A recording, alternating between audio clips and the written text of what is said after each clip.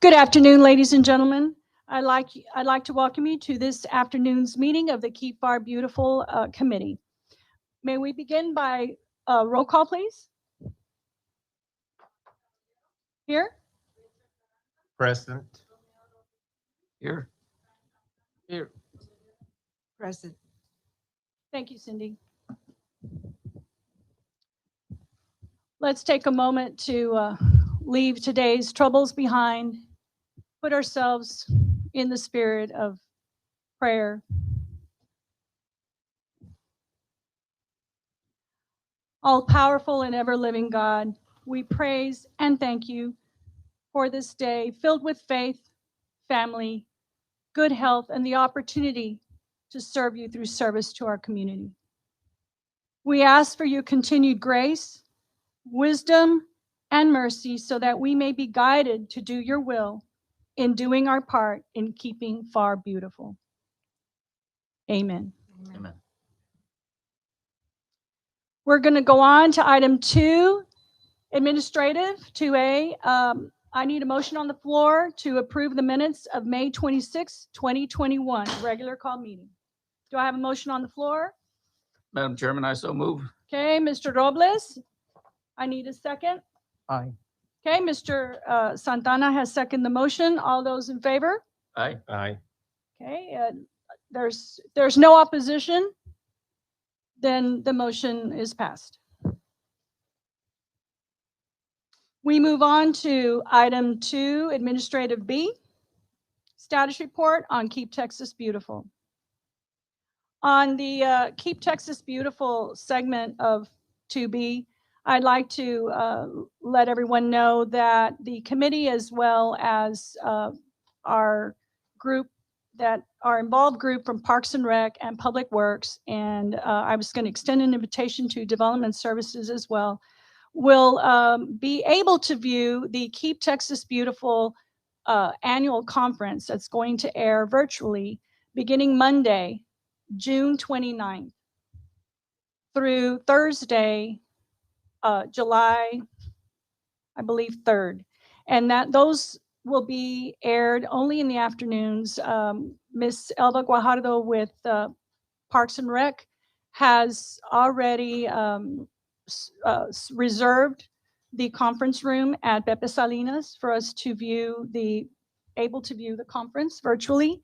I will send, through the help of Cindy, our wonderful Parks and Rec administrative assistant, she will, we will get together and we will send you the itinerary of the conference so you can actually view every day, the segments, the seminars and workshops that are going to be aired.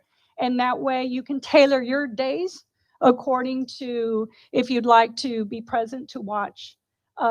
It's a big spacious room there at Pepe Salinas, and we will probably be having lunch. So every day we'll probably send out a little text asking if there's anyone that's interested in joining us for the afternoon session.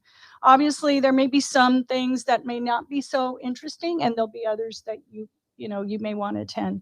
So I thank again Crystal Medina from Public Works, who took the initiative and already registered our affiliate, Keep Pharr Beautiful, for the conference. And also I'd like to extend my thanks to Mr. Sergio Alanis from Parks and Recreation for hosting us over at their conference room. So I'm hoping that it'll be exciting to see the views and the information firsthand, and get an idea of what other affiliates are doing, best practices throughout the state, ideas, and just what's on the on what's coming along the pike, right?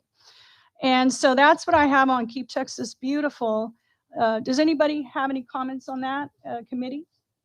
But you stated we will get an email. You will get an email. I was going to print, and then I thought, well, shoot, reduce, reuse, and recycle. That I agree. So I think an email. We're going to make sure with Cindy before we all leave today that she's got your most current emails where we can email this to you so you can view and you can have, and that way you will have that information you will have that information. with you. Okay. Status to be the second segment, which is Keep Pharr Beautiful. I'm excited. We've had some meetings, little information gathering meetings throughout these last couple of weeks, and um, met with the media department here with Pharr, and excited to share with you that they are aware that we need to use our logo, and they need to use our logo in anything that they put out that has to do with every aspect of beautification, whether it's recycling, it's mosquito uh, spraying, et cetera, et cetera. We shared with them our goal on trying to achieve the win for this grant, and they totally understood. They helped us understand what we need to do in order to upload videos, pictures for presentations here at this meeting. So we learned a lot. We learned a lot about the importance of their social media, all the segments that they have as far as City of Pharr, Greater City of Pharr Chamber of Commerce, all the different entities. We toyed around with the idea of possibly having our own Facebook page. I think for now, what we're going to do is anything that we do, we're going to do hashtag Keep Pharr Beautiful, and that'll automatically, the viewer will be able to go to all the related pictures that are tagged Keep Pharr Beautiful. So you know how to do a hashtag Keep Pharr Beautiful. So that'll be and then that'll create a library of everything that that is attached to Keep Pharr Beautiful. So I thought that was pretty neat. Documentation, that's always wonderful, especially for later when we're trying to fill out our grant and providing pictures and creating that story, right, for our grant, for anything else that we do, and from here on out. We're hoping to establish some sort of an informational video series. Um, just education is everything, and I think recognizing that some of us older folks don't all use social media. However, social media is a great tool.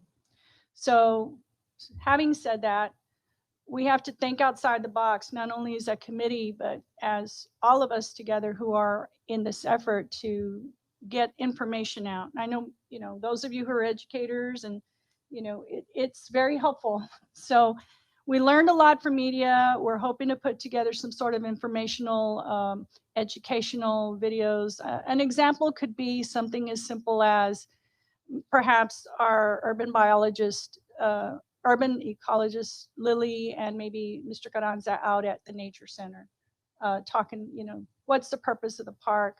What's the purpose? Where is it? What are you seeing? What is it used for?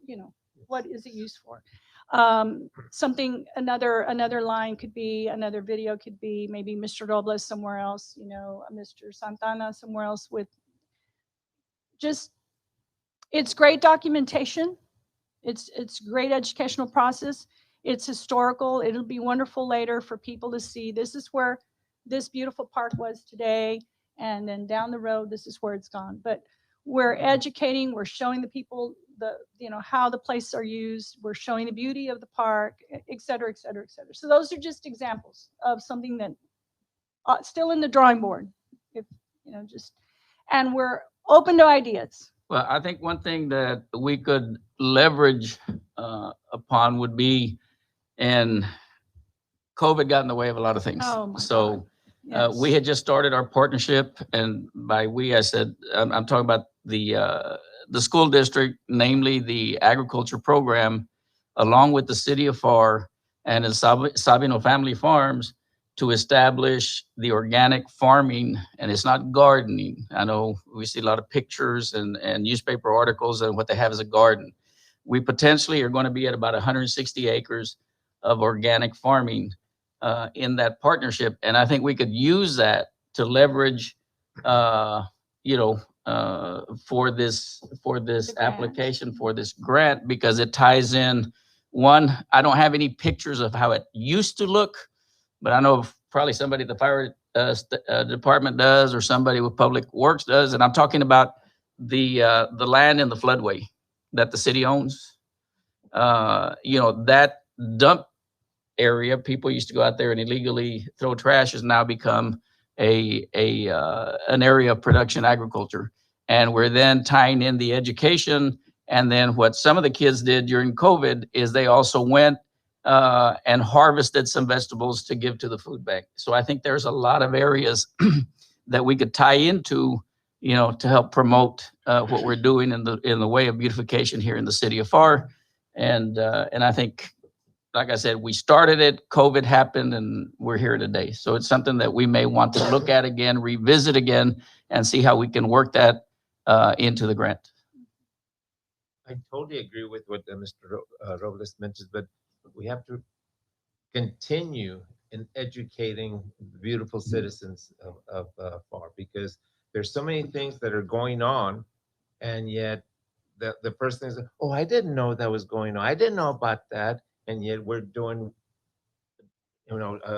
troves of things that people are not aware of. So I think through social media and the news media, whatever, we need to get that out to them. Continue to get. Ms. Lopez with the media department, Michelle Lopez is the media director. We really awesome to work with. She understands that not all of us are media savvy. And so she understands the needs to address other means of informing, educating, and getting the word out, getting the message out. So I'm excited about the possibility.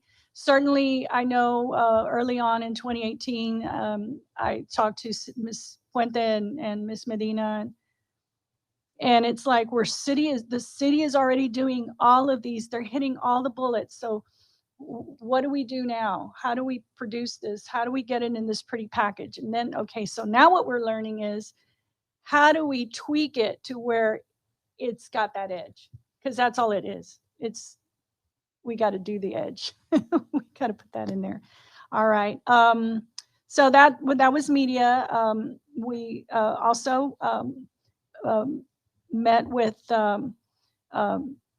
Ms. Puente and Ms. Medina earlier, and also a lot of good ideas that, of course, they have and they implement. And COVID got in the way, but they modified and continue to do what they can. We're excited for hopefully the last quarter. The last quarter, hopefully, things will be a little bit more lifted in what we can and cannot do. I know that the city is ramping up for their 4th of July celebration out at Jones Box Park.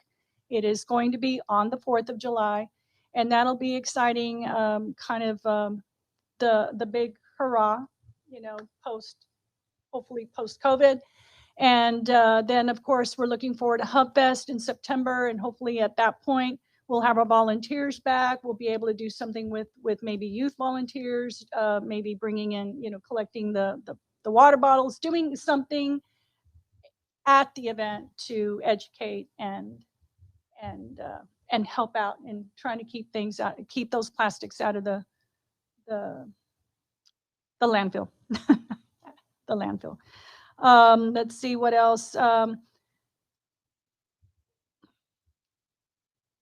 The Public Works is going to touch a little bit more later on something, but Mr. Robles, and I'm going to address this to you because I thought about you in regards to something that I saw downtown. I was on my way to the Memorial Day celebration, and it was on a Monday morning, and I witnessed, I found myself surrounded by 18-wheelers, and I thought about Mr. Robles and the big question about signage and the big question about, trucks and these big trucks. So after the Memorial Day event was over, I had the opportunity to ask our police chief. And so the question was answered by, the trucks do need to come through town if they have deliveries. They are allowed to come through town. So if they get pulled over by some chance and they provide, well, I'm going to Peter Piper, or on my way here for a delivery, obviously they had to use our thoroughfare. So in case anybody, any citizen, I know you live central.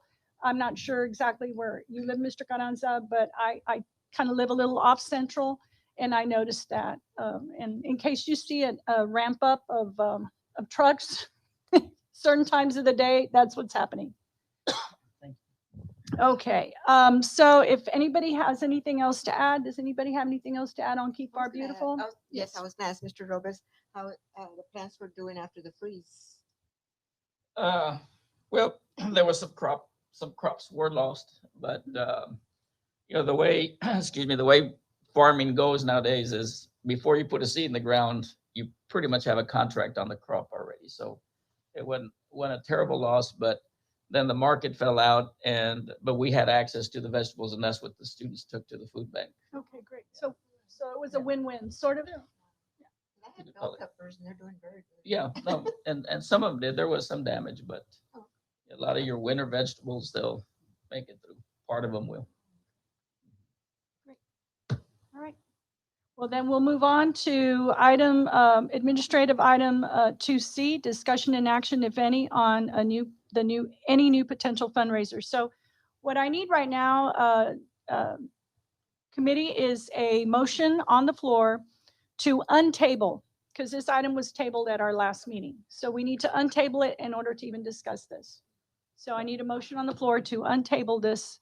I'll make the motion to table that item. Okay, so Ms. Ramirez has the motion on the floor to untable this, the discussion and action on this new potential fundraiser. Do I have a second on the floor?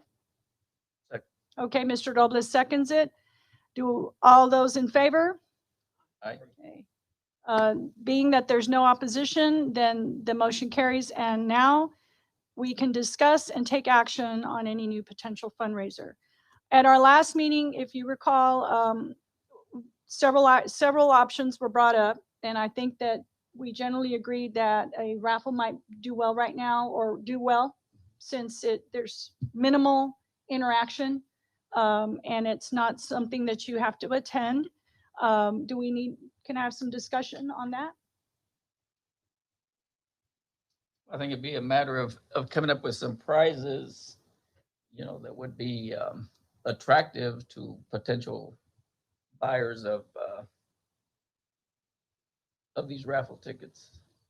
Why don't what we could do is possibly set maybe a goal for having this done within a certain period of time, and then maybe we can shoot some text to each other on prizes that maybe we can try to help secure, and then we can start working on, you want to go forward with this or not? I think it's a good start. And it's something that's doable with a Yeah. few people, because we all have extensions where I've got some friends, I can tell them, here's 20 tickets, sell them for me, or buy them, one of the two, and do it that way, rather than putting on a big production where it's going to require a lot of work, a lot of physical work, and be more time consuming. So I tell you what, I've done shootouts with only 6 people, and it's, what is it, the clay? Right.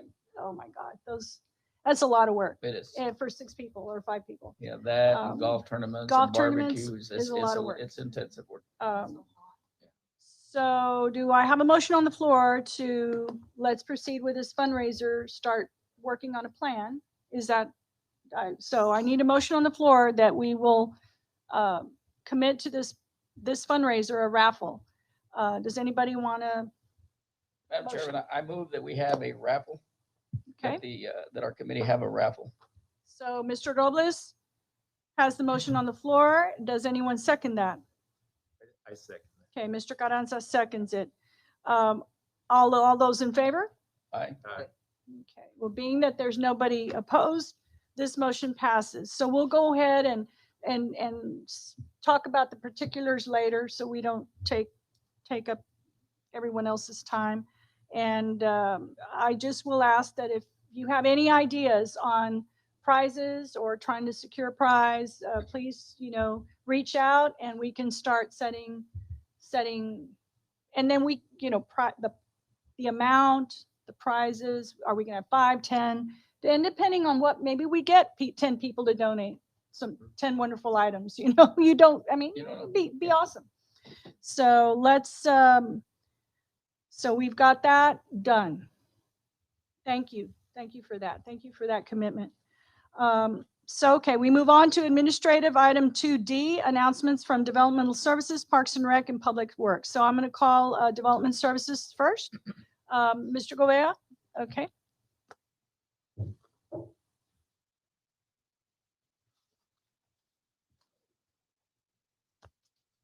Good evening, Juan Govea with the City of Pharr Code Compliance Division. I am the coordinator for my division.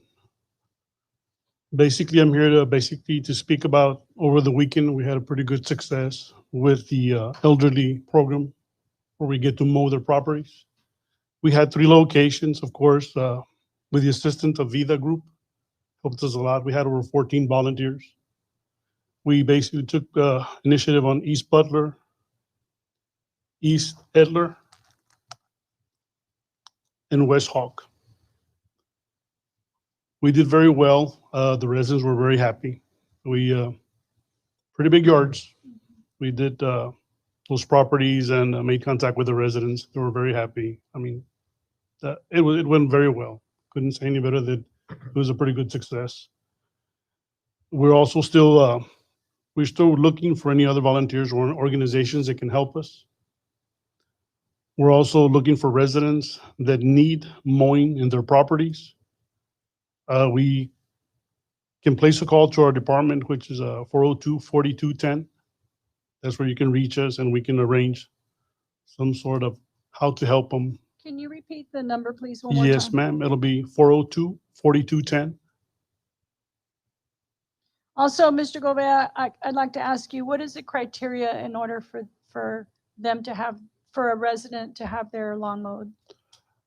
Basically, the ones we're basically helping nowadays is where basically they don't get any help from anyone. They're basically might be a little bit disabled.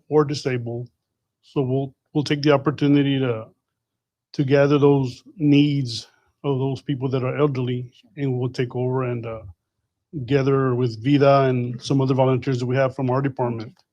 We'll get it together and we'll, like we did this Saturday. It starts real early in the morning when we start. So. And the reason, Mr. Govea, I asked you for that is because, again, social media being social media, I did see our media department put up the picture of you all that day of the event. It was, of course, very successful. And most all the comments except were favorable. And I know one person cited that perhaps, I don't know if the general public believes that if they call your department to get their lawn mowed, it's not a service that you're providing to just anyone. That's right. correct. So that's why I wanted you to explain your criteria. It's really, there has to be a need. Yes, ma'am. And yeah, because you can't go out there and mow everybody's yard. That's correct. I mean, we do the best we can to provide the help for the elderly. And then there's a lot of people out there that need it. Best thing of all, you get to build a relationship with the Sure. resident, and there's an open communication with our department and with them and everybody that helps us. We're very proud of the program. No, we're proud of the program for you. I mean, I was thrilled when Mr. Rodriguez had shared, it's Roy Rodriguez. Yes, Roy. Mr. Rodriguez had shared the information with me previously. Could you share with the committee who Vida is? Vida is an organization basically that helps the young generation that basically is going to school, puts them through school and helps them with books, pencils, everything they need in order to help them succeed if they're going to college. Kind of like a little bit of a sponsor? Correct. Okay. They So my sponsor them. understanding is the city of Pharr helps them, right? Correct. What they do, Vida basically provides the volunteers for them to come and help us, and Vida takes over the part of assisting them with whatever they need.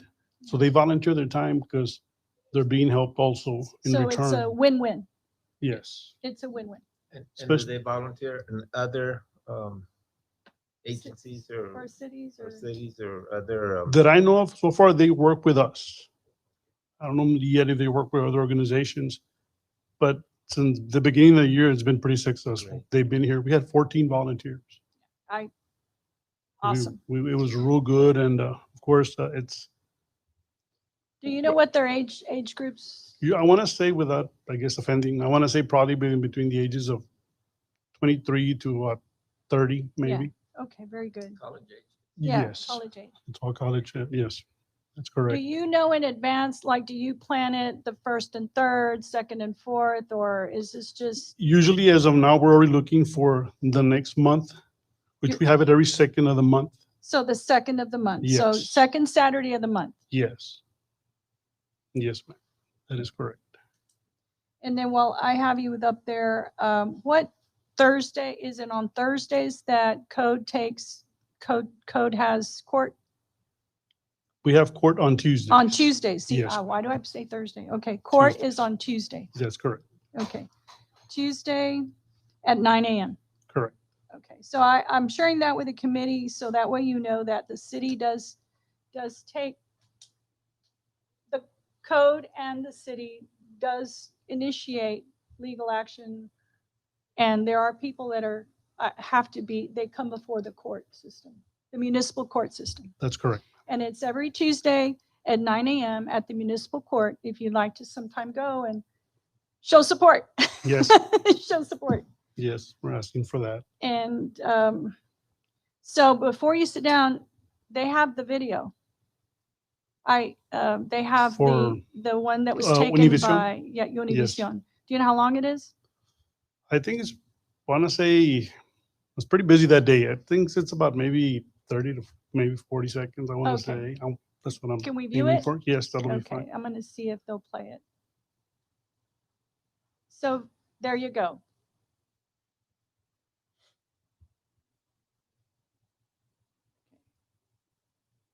Media, we need sound.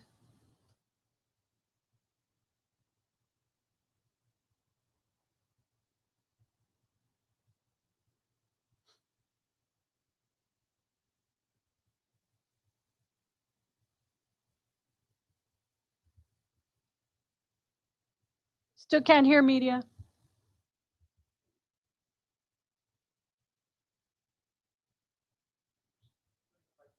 Yes, not to worry. Okay. So thank you again. Univision went out and interviewed the partnership Vida, and I believe you guys were also interviewed exactly. Yes. You wanna Roy was basically the one to interview. I was busy working. So basically, I took that part. I also wanted to mention one more thing, Yes, sir. which would be, I wanted to mention, we have our neighborhood community cleanup every third week of the month. Of course, with help from Public Works. They help us with a utility trailer and also provide a recycling container for us. And also Waste Management provides a dumpster. And this weekend, we'll be having this location at 56 South Solbria. 56 South, Yeah, 5600 Solbria, 5600, Solbria. and that's Sobria. Yes. Just a reminder that to the residents, not to deposit anything in the waste container, that it's paints, any kind of chemicals, or refrigerators, especially refrigerators because of the Freon. That'll be- So the citizens are the ones that actually get to, Yes. they get to go park, they get to do this themselves. Correct. We And- provide the canister and they go by there and deposit. So it's called Neighborhood Community Cleanup, and it's held the third Saturday, Every third weekend of the month, yes. third weekend. Container will get there on a Friday evening. We'll be there like the 18th to 19th. 20th will be picked up first thing in the morning on the 21st, which is a Monday. So it's their Friday to Monday. Yes. What a wonderful thing. So the Really last thing that we're probably gonna mention would be we're basically, anyone that would like to host a block party, just to call our office, again, 402-4210. And we can probably help us with that, whoever wants to So participate. you're asking for volunteers Yes, or? volunteers or would Okay. like to host any resident. You can Okay. use my location or we can, any area in the city of Pharr. So like, let's say Mr. Robles in his neighborhood, he wants to host a block party and you would come out, And code look would at come the area and out, assess it, yes. and maybe what, the police or It'll be fire, police, code, basically to development inform? services also. Human, Development services also will be there. so basically to inform. Yes. Provide information for all the residents and educate. Very good. That is very good. And just the last reminder, remind our residents to please mow their lawns. Try to keep them down because of the mosquitoes. That's the main thing that we're having out there. That's basically about it. Very good. Very good. Thank Any you. questions for Mr. Gobea? Okay, thank you, sir. Thank Again, you. did you get it up? Okay, they're Thank going to you. play it. Thank Thank you, you, sir. Thank you.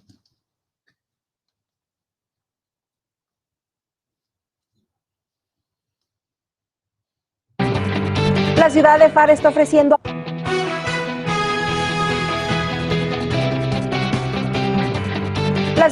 está ofreciendo apoyo para los ancianitos de esta ciudad que necesitan una mano con su propiedad, pero también vestidos de anaranjado. Estudiantes universitarios que forman parte de la organización Vida, por algunas horas dejaron los libros y tomaron las herramientas para cortar césped como voluntarios. Son varios estudiantes, diferentes tipos de estudios que ellos están estudiando y ellos están ayudando a la gente de la ciudad de Pharr esta mañana con sus yardas. Es una organización que nos ha asistido desde el principio, básicamente. Allá tenemos, vamos para el año haciendo este proyecto junto con ellos. Los adultos mayores y aquellos con capacidades diferentes que son residentes de esta ciudad pueden obtener ayuda por medio del programa de asistencia de mantenimiento de propiedad para cortar su césped. Comenzamos en enero y tratamos de hacer 2 a 3 lotes por mes. Ahí vamos. Las personas que padecen de alguna discapacidad o son mayores de 65 años, viven dentro de los límites de la ciudad y no tienen familia en la misma área, califican para solicitar el apoyo. Si usted necesita asistencia de este tipo o simplemente tiene los medios para convertirse en un voluntario, puede comunicarse al 956-402-4222 o a través de la internet de la ciudad de Pharr. Hay diferentes organizaciones que quieran voluntar a su tiempo. Pueden hacer contacto con nosotros al mismo número y un inspector hace contacto con ellos.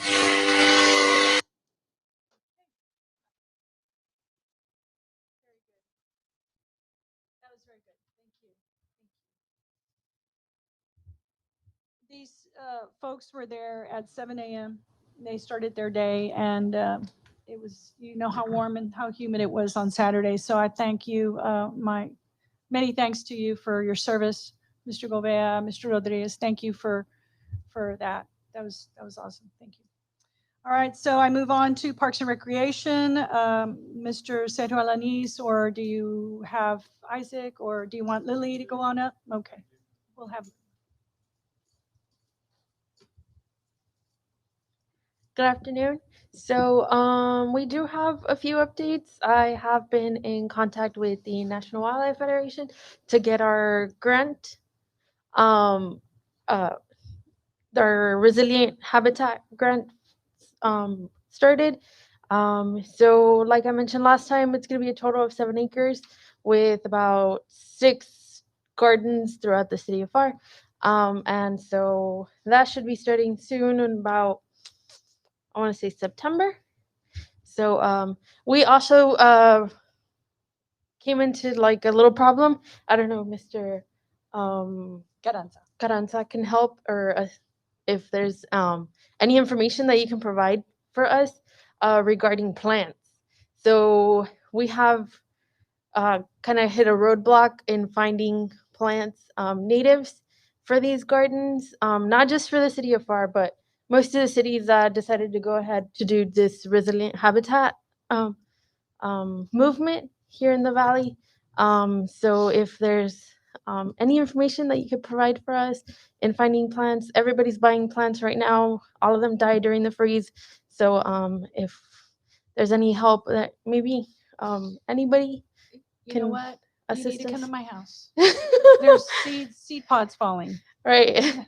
Might be seedlings by September Uh-huh. and it's native. Start transit. Yeah, you may want to check with the refuge and see what they have and if they can get them to you. I know in some instances, we planted there at one of the schools, we planted a seed plot and they gave Right. us the plants. They may have a program available where they can actually give you, I mean, because it's a federal entity, they just can't give stuff away, but they may have a Yeah. program in place where they can supply you with some plants. I have a good contact at school that I'll give you his name and you may be able to contact him and he knows of different people that have native plants. Okay, awesome. Tink you. Have you Um, checked with the nursery over at Santana? They have a nursery there. At Santana National. Santa Ana Wildlife- Wildlife Refuge. There's a Oh, nursery. I didn't know. Yeah. Oh, okay. Um, Yeah, I'll definitely look into that. As a matter of fact, that's where we bought the plants that we bought those plants that we helped. Remember when we planted the Jones box?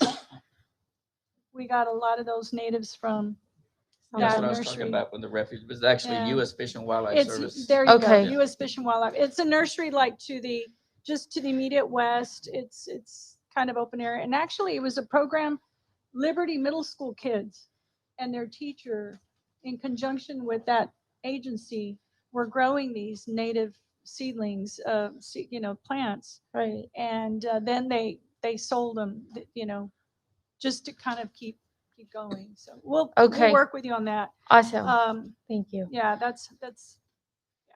I can Okay. imagine everybody is probably looking Yeah. for things. Everybody's looking. And And sometimes then- you'll find them, but if you're gonna buy them, they may be a little bit Young. well overpriced Mhm. for right That now. too. For right Right. now, because it's scarce. Then there's Mike Heap in Harlingen, and then there's the gentleman from Rio Grande, Benito Trevino. Benito Trevino Right. from And Rio then Grande. the, I just don't want to overwhelm those nurseries since there are about 75 acres that Well, we want Mike to Heap has a rehabilitate. backyard. Right. and then there's a nature Yeah. center in Westlaco. I understand it's valley. Yeah. very prolific with that. We'll help you. Right.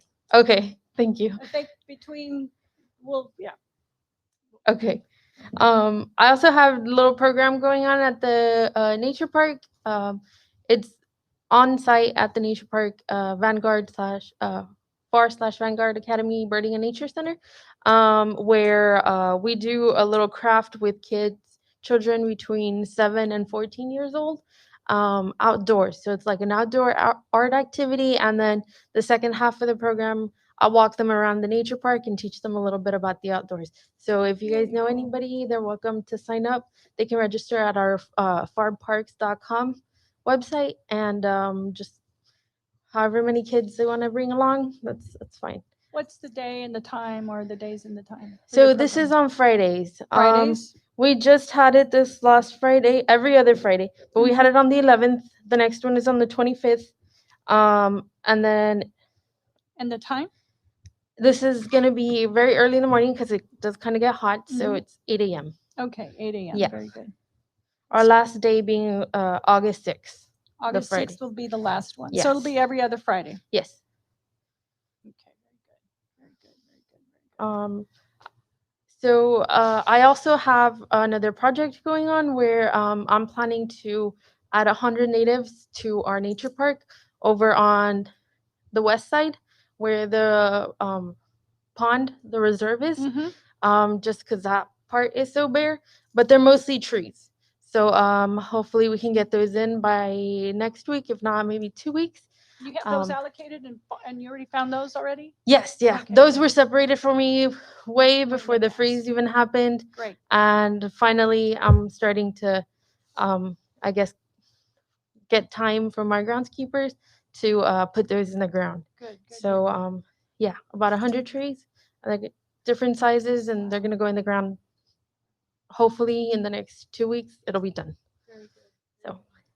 So, and like Miss Caballero said, there's the possibility of creating videos for our parks, which I will probably help assist with, Yes.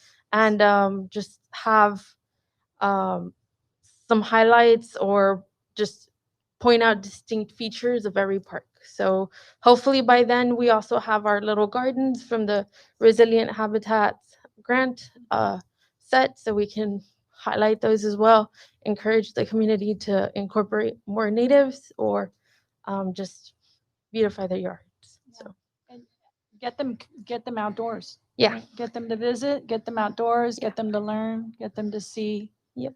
And then hopefully go back and plant. yes. We go back and plant. So Does anybody have any questions for Miss Lily?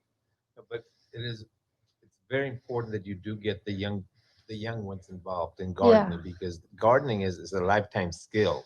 Yep. And you'll be surprised how many young adults lack that experience, that if you tell them, take this planter and take the plant and plant it over there, they'll dig the Yeah. hole and put the whole planter in Yeah. because of lack of experience. Yeah. So it is important, and I appreciate that you and your staff will be out there taking care of the little ones and showing them the skill that they will need.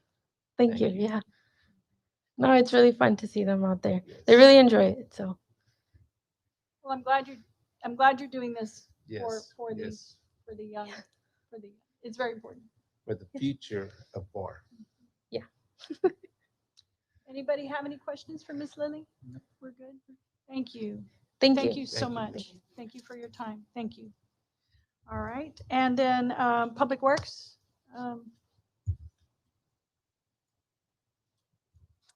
Hello, Crystal Hello. Medina, Public Works for the record.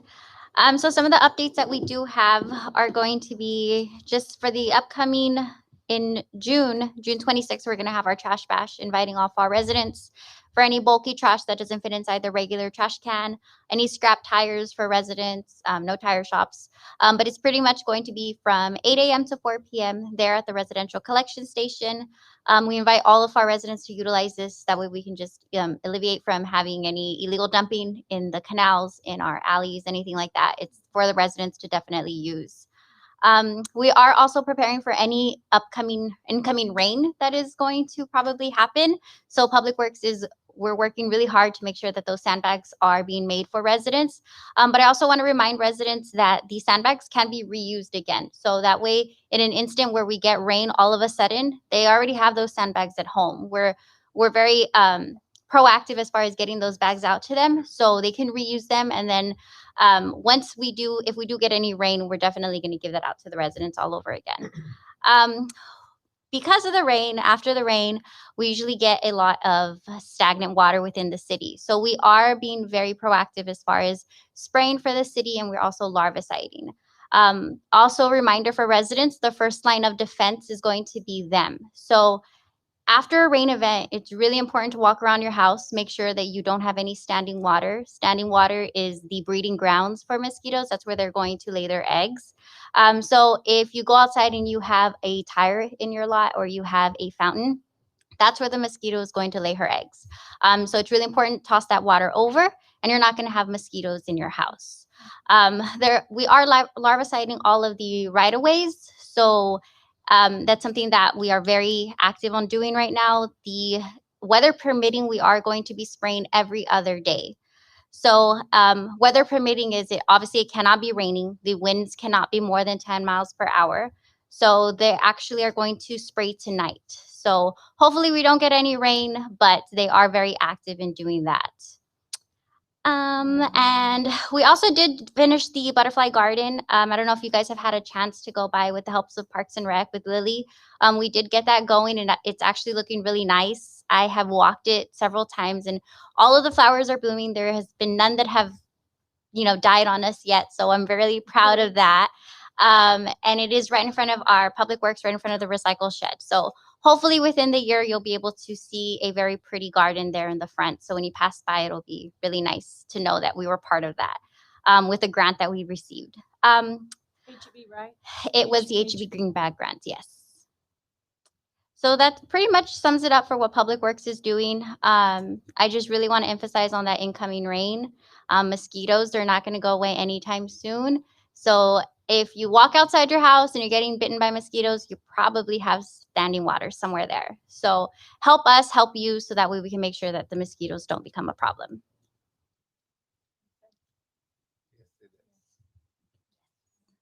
Does anybody have any questions for Ms. Crystal?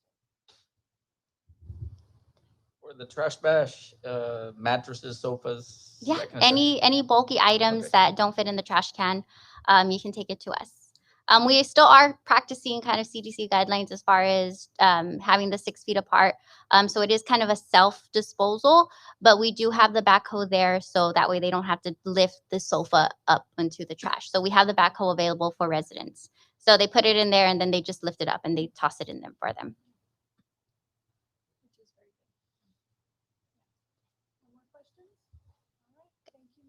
Thank you.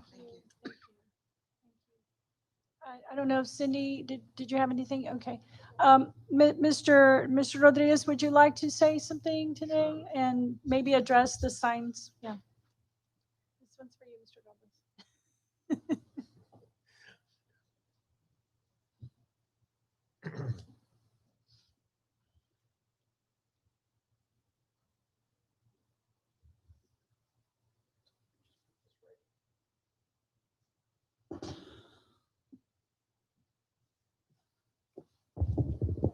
Yeah, so a couple of months ago, the board inquired about the signage that we use, that we post along the roadways in the city. And so the city conforms to the Texas Manual on Uniform Traffic Control Devices. And so that's the standard that we've adopted by ordinance for all our signage in the city. And so basically, signage is, the colors dictate the type of signage. So regulatory is your white on red or your black on a white background. Those are regulatory signage. You have your warning signs, which are your yellow. You have your guide signs, which are your green. You have your service signs, which are your blue, which is indicative of gas or food or lodging. You have your recreational signs, which are the brown, the white on the brown, and that's indicative of your parks or recreational facility. You also have the lime yellow, fluorescent lime yellow, which are school zones. And then you have the what's called coral or the hot pink, and that's incident management. So those are the typical sign colors. Sign size, which is what the board was asking about. Sign size is a function of speed. So the higher the speed, the larger the sign that's required to be posted.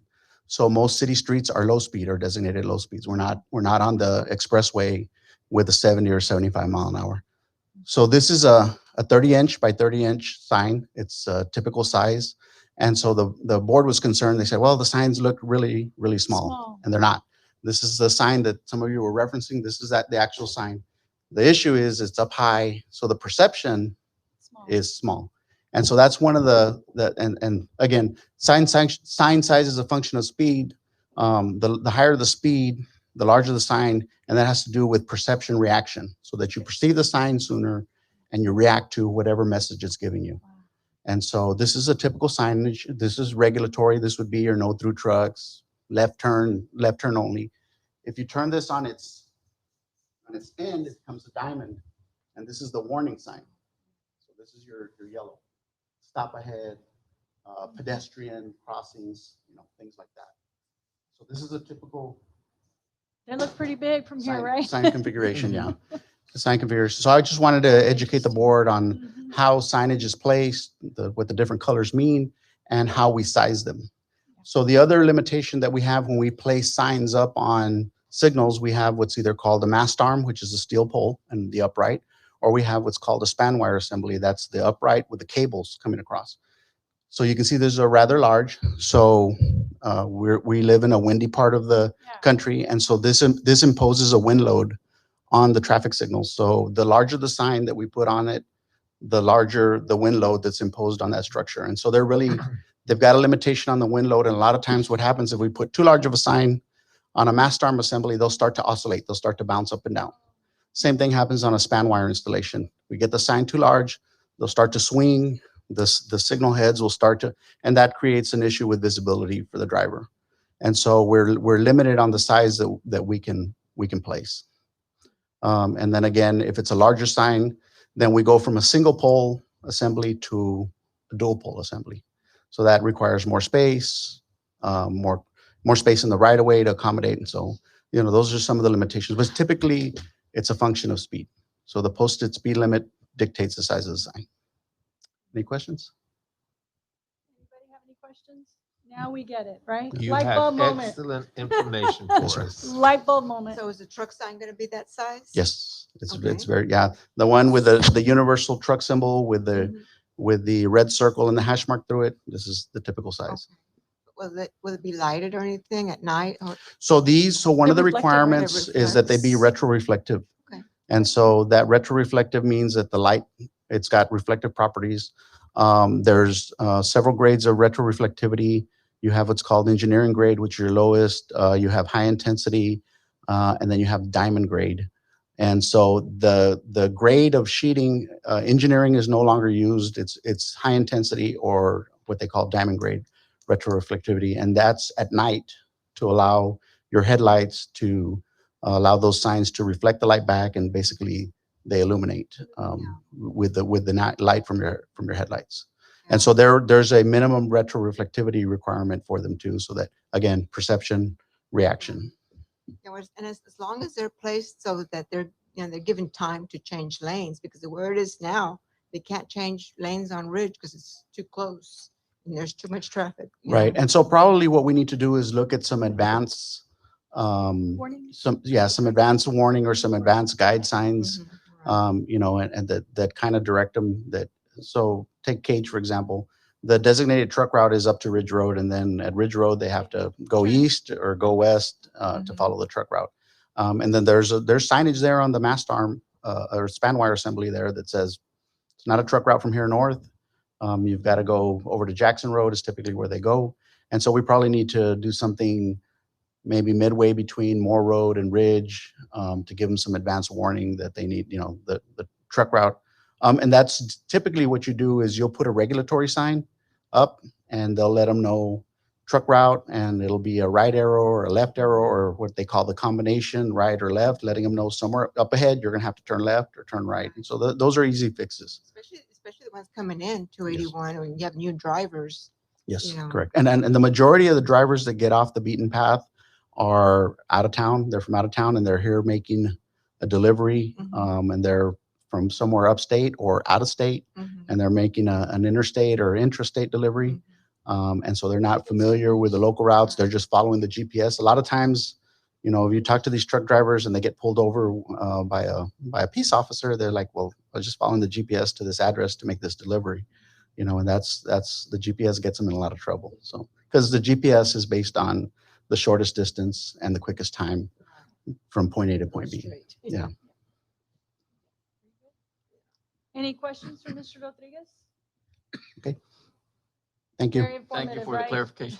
Thank you. Thank you. Really appreciate that. Really appreciate that. Okay, well, that sums up item 2D, and we move on to item 2E, board comments. Anybody want to add any comments at this time?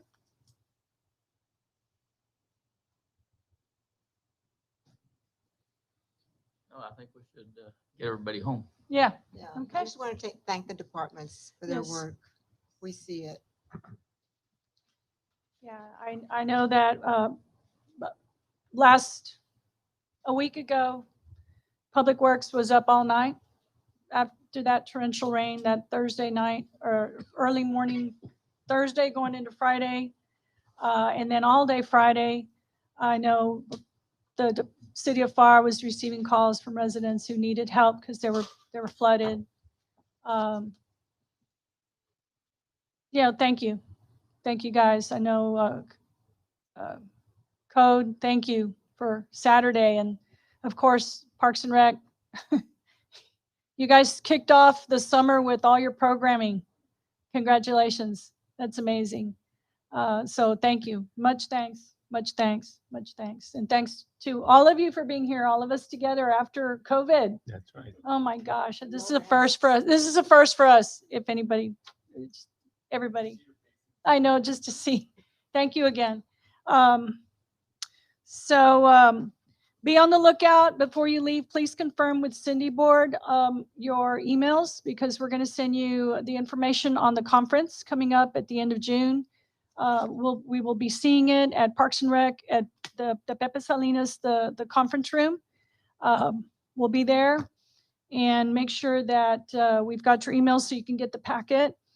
And I guess that's it. We're going to continue our conversation on any ideas on the fundraiser. Text me, let me know if you can secure a, donation item, and we'll continue the project.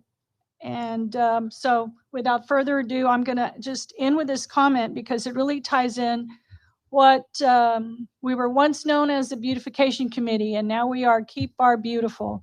And so using Lady Bird Johnson's words, though the word beautification makes the concept sound merely cosmetic, it involves much more. Clean water, clean air, clean roadsides, safe waste disposal, and preservation of valued old landmarks, as well as great parks and wilderness areas. To me, beautification means our total concern for the physical and human quality we pass on to our children and the future. So to tie up this whole meeting, that's what we are. These are Lady Bird Johnson's words, but it sums up what we all are trying to do. Public Works, Development Services Code, Parks and Rec, the city of Pharr with so I thought this was very appropriate on a note to end the meeting with. And that's what it is. It's all about leaving a legacy for the future citizens of Pharr. And because if we each don't do our little part, imagine. Let's not dare to. Let's not dare to. So at this time, I need a motion on the floor to adjourn this meeting. So move. Okay, Mr. Robles, I need a second. Okay, Ms. Ramirez seconds the motion. All those in favor? Aye. Okay, since seems to be no opposition to this meeting being adjourned, this meeting is adjourned. Thank you all and have a blessed evening. Remember, do your part.